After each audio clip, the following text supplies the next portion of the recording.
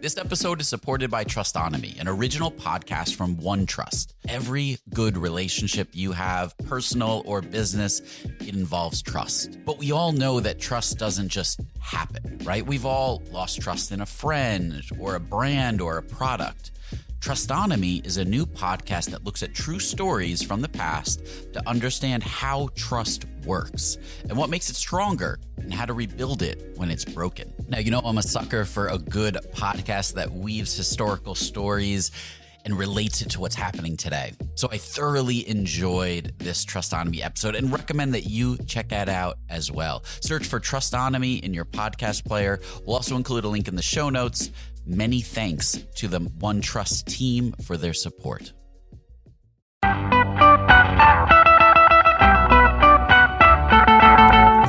Welcome to the Rocketship podcast. I'm Matt Goldman. I'm Michael Sacca. And I'm Joelle Steiniger. Today we talked with Marti Wolf, the Chief Culture Officer at Mailchimp. What'd you guys think? This was great. It was really interesting to hear from a culture perspective what they're doing to stay intentional internally as they grow. They're almost 400 people now. So it was interesting to see some of the things that they've done and some of the initiatives that they're currently taking to keep the culture strange and weird and fresh and fun. What'd you guys think? Yeah, I think, over time as you grow, that can be threatened, the culture of fun and risk-taking. And they've managed to keep process to a minimum and try to always figure out ways to keep that at the forefront. So it was great. Let's get into it. So, Marti, tell us a little bit about what you're working on at Mailchimp. I have currently moved into a new position. I started out here as an HR director, and for the first few years, I was a team of one. And so over the past few years, we've been adding folks to the team to make sure as we grow that we are doing things to keep people engaged and connected and making sure that they're part of a community, in that as we grow, it's really hard to hold on to that culture. So in my new role, moving into this, a big part of my job is to fulfill the promise that this is an amazing place to work. And I'm working more closely on the culture side of things and working directly with the CEO on developing and supporting the people. So some things that we have currently put in place are things we just revamped our onboarding so that, it used to be that when people started, they would, get the benefits, do the paperwork, meet a few different teams. But now we've set up a whole program so that before they even get here, we're sending them information about here's what your first day is going to be like, here's what to expect.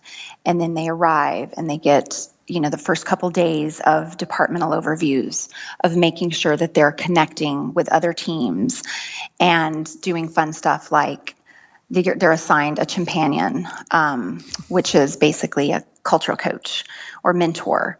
And it's somebody that's outside of your team to make sure that you're engaged and meeting new people and have someone to ask those questions that you don't want to ask, maybe your manager.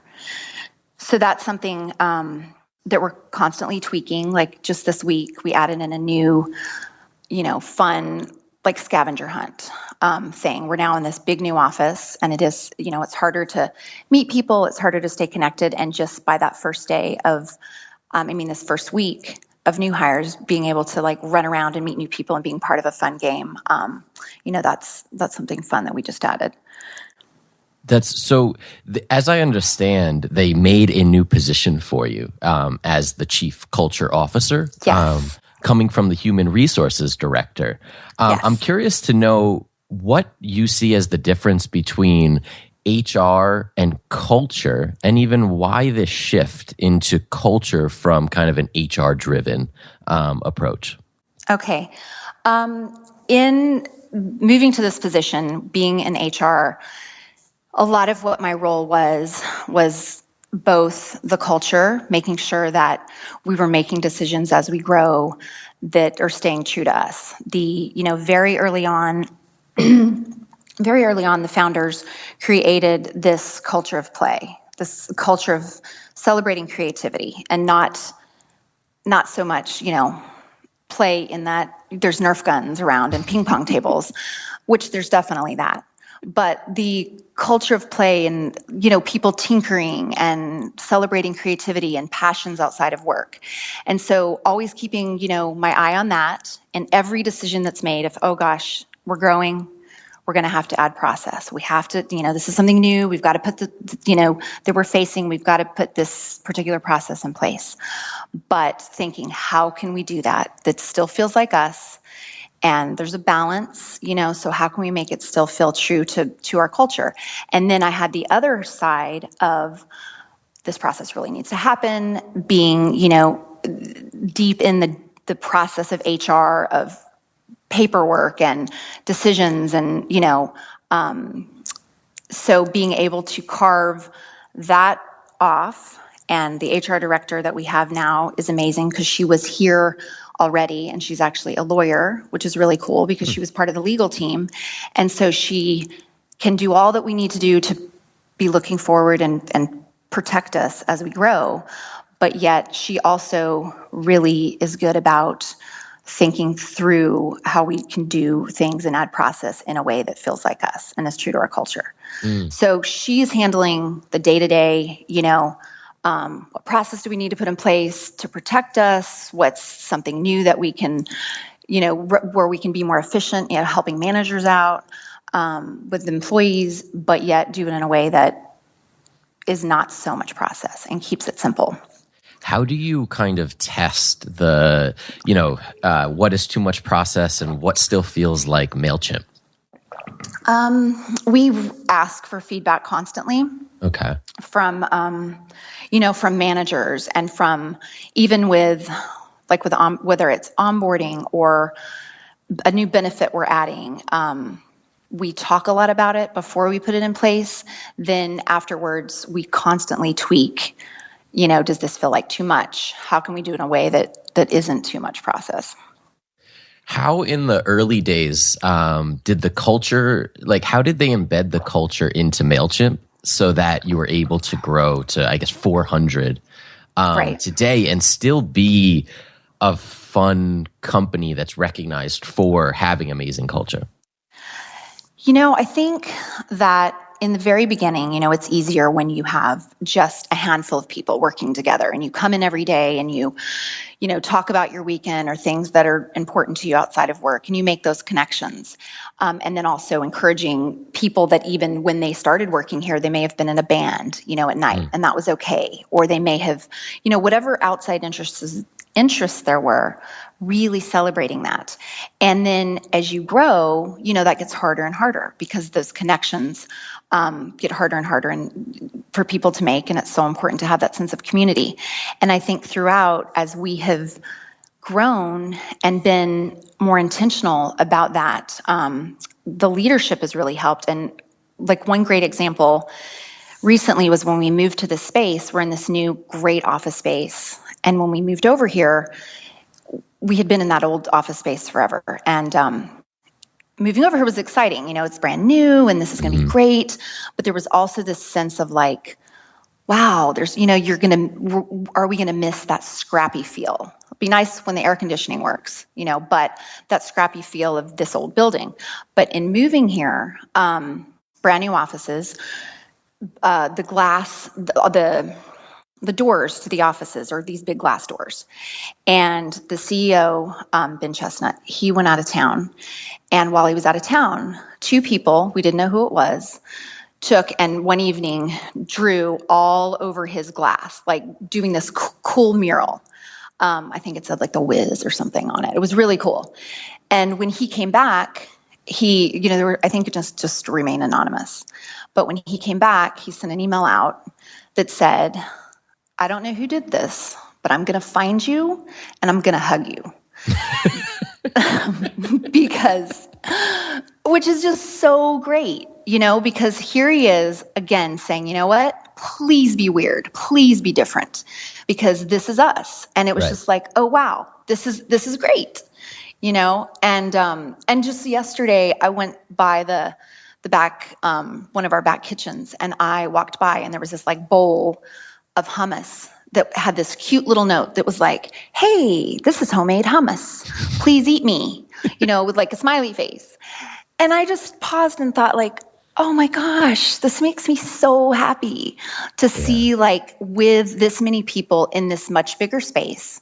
I have no idea who left that hummus, but it totally made my day to think like whoever that was is still feels the sense of community. And I don't care how big we are, I'm going to make some homemade hummus and bring it in. I mean, there's nothing better than anonymous hummus, right?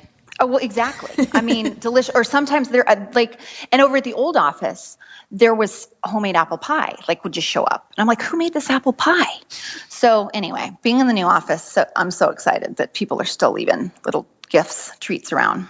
This episode is brought to you by Miro. Whether it's agile planning, Scrum events, or technical diagramming, Miro is built for engineering workflows like yours. Enable your team to plan, align, and execute on your infrastructure initiatives all in one single place. That means you can plan your infrastructure efforts with intuitive project management and agile-focused features directly on a Miro board. Miro also has a ton of integrations like with Jira and Azure and Rally, so you can import tasks as native cards so you can see the big picture. Plus, Miro's estimation app gives you clear understanding of work scope and lets you identify gaps in analysis or understanding and set clear expectations for delivery, which is priceless. So, your first 3 Miro boards are free forever when you sign up.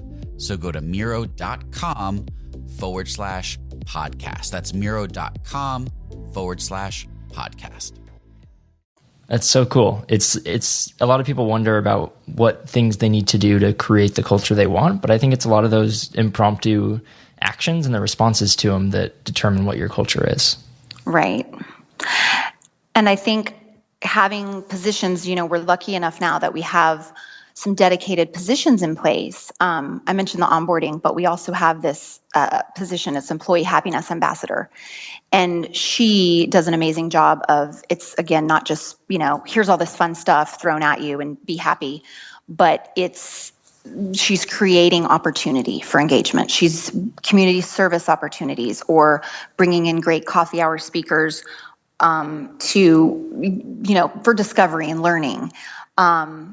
So we're lucky that we have those, but even at a very, very early stages, we were doing things like this, where at coffee hour, we couldn't afford to bring in a speaker, or get someone interested to come and speak for us, but we were taking somebody that was, interested in martial arts and having them come in, and do something with us, or having somebody else that works here that is interested in crafts or something and coming in and doing a coffee hour.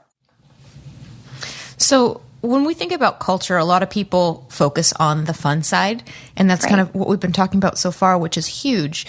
But another thing to consider, especially as you grow, is having a culture of people that want to advance their careers and grow, and baking that in. And you mentioned earlier that you have Mailchimp University. I'd love to hear a bit about that and the effect that has had on the culture as well. Okay. A couple of years ago, we, we're so excited. We're growing fast, but we kept asking ourselves, how can we scale? Our weirdness, our growth, how can we get stronger, but yet wanting to help our employees learn new skills and advance in their own careers and impact the company's growth. But again, with growing and wanting to hang on to our culture, we were worried about, adding too much process or, this is going to feel weird bringing in outside people to teach classes. So we really wanted to do it our way, in a Mailchimp way. So we started working with, we partnered with an Emory professor named Michael Sachs, who's an organizational development expert at Emory University, at Emory's University's Goizueta Business School. And we worked with him to design an intensive academic style leadership program that was custom fit for us. So it was, it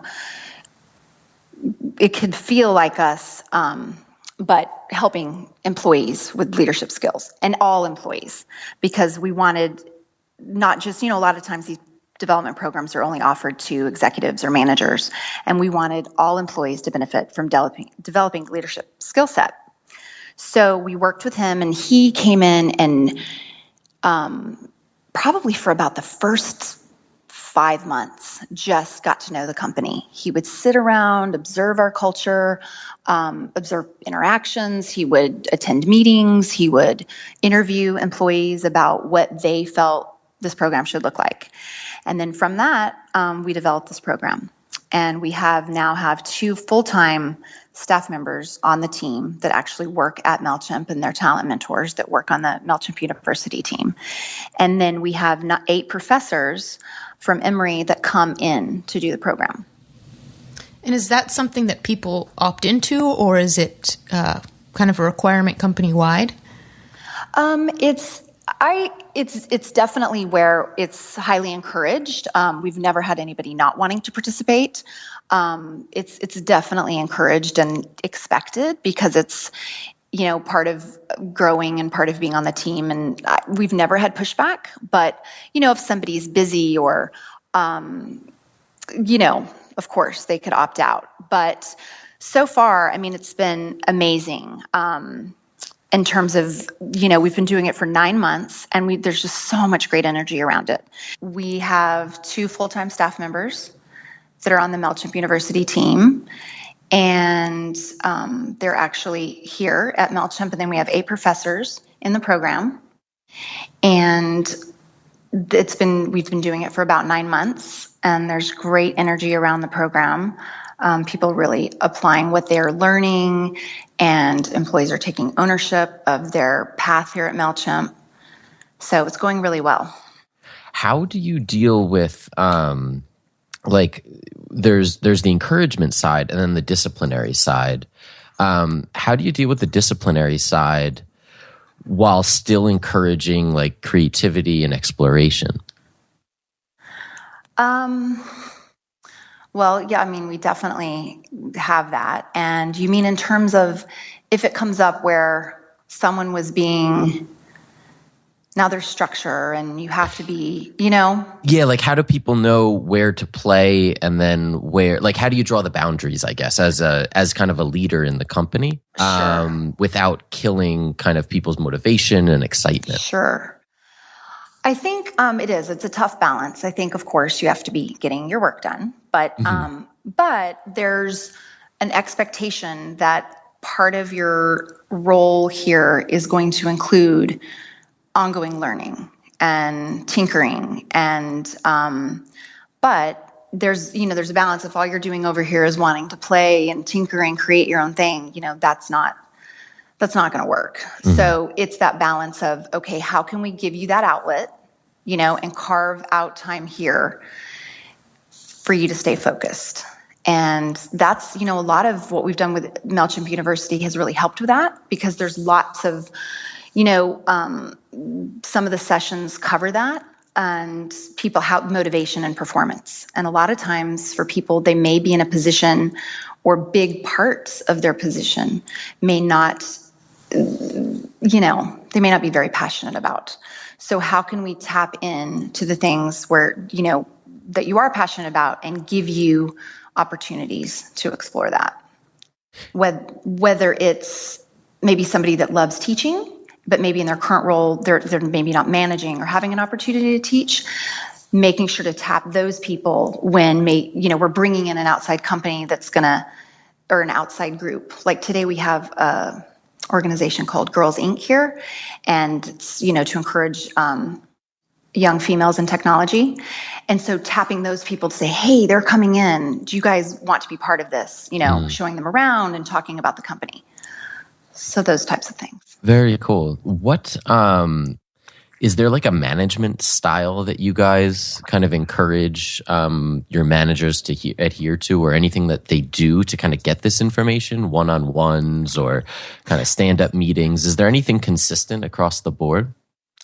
Yes, there's definitely one-on-ones that managers have.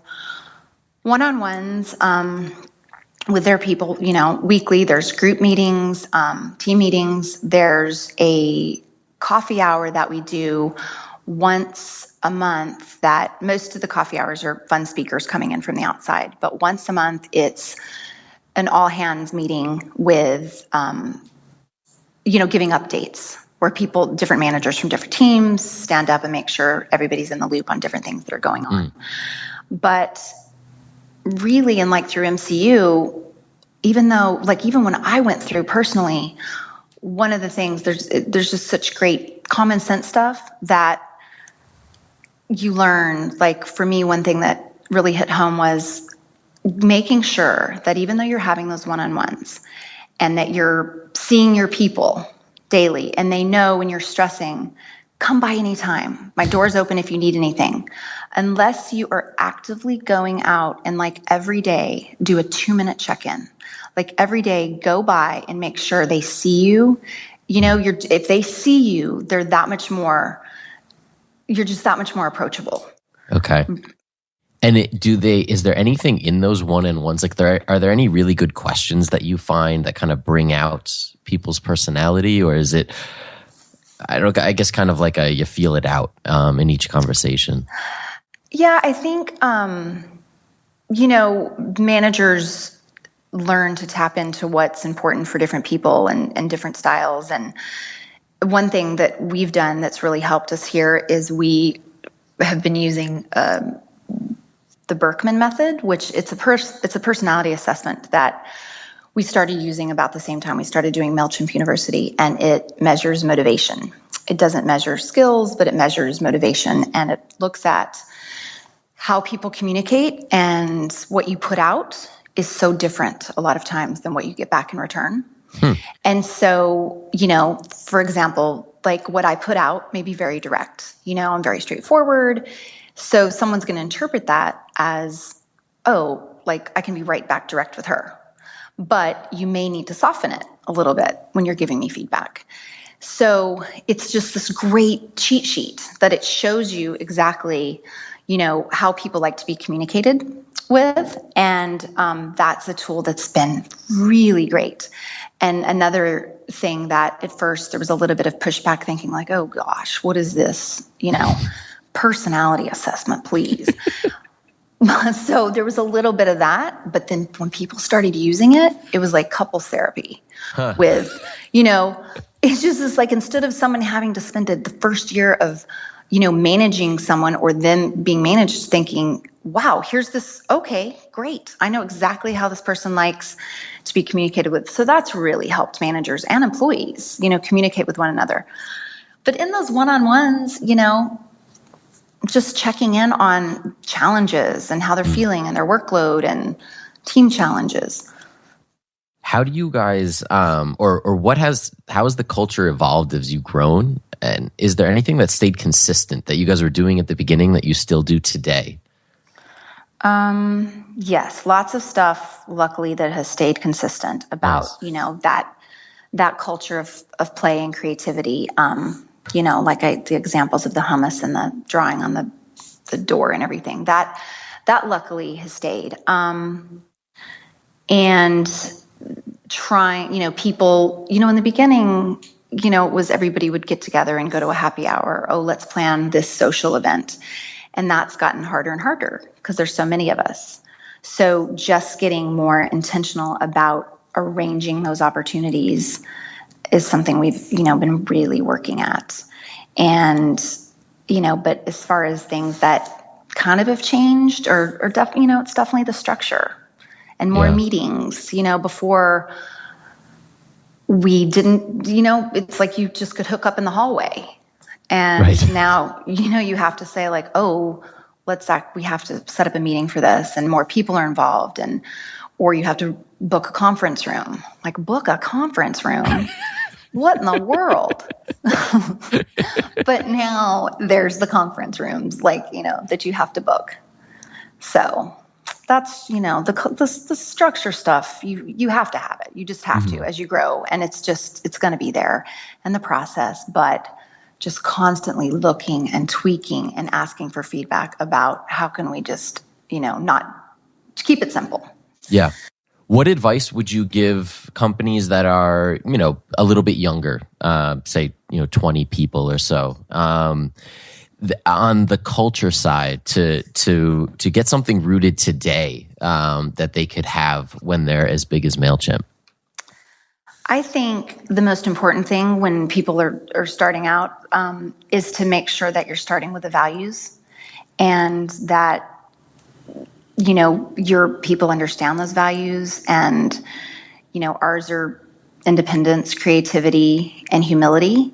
And I think in the beginning, we just lived them and didn't talk a lot about them. But as we grew, we realized, wow, we need to really start talking about these values so that people can, coming in, understand the values. And, you know, we tell stories and tie things back to the values. Because unless you start right in the beginning with it, it's hard to feel that. So I think just being really intentional about your values and the people that you're hiring. You've also talked about onboarding specific to hiring new people.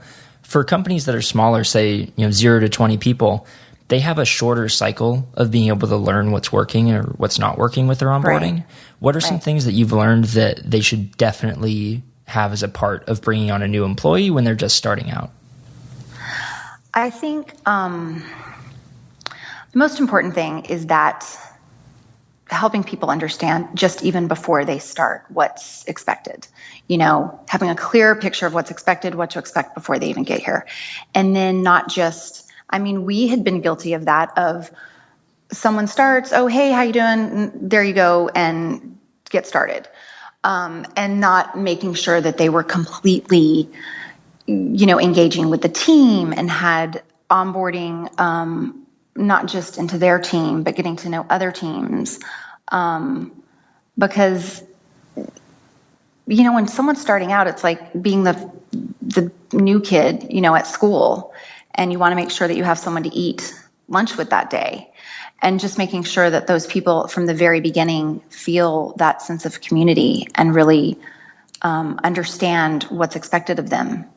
Because even in a very small company, there's the same expectations of you need to do your job. Here's what's expected. You need to be getting feedback. I mean, getting feedback is just so important versus it being, 90 days, 1 year in. Oh yeah, by the way, we need to give you some feedback, and hadn't even thought about it. Because I think that's what happens a lot of times when you're small. You just, everybody's just around and talking. Certainly this person knows they're doing a good job or they need to improve, because we're just all right here together.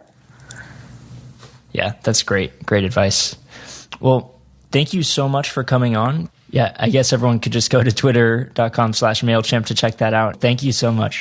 You are so welcome. Thank you for having me. Thanks for listening to this episode of the Rocketship podcast. If you enjoyed it, we have tons of other awesome episodes on our website. Check them out, rocketship.fm. And be sure to check out our app discount section, where we have discounts on products that we use every day, like Woo Themes, Wistia, Treehouse. Go to rocketship.fm/essentials and get your discounts today.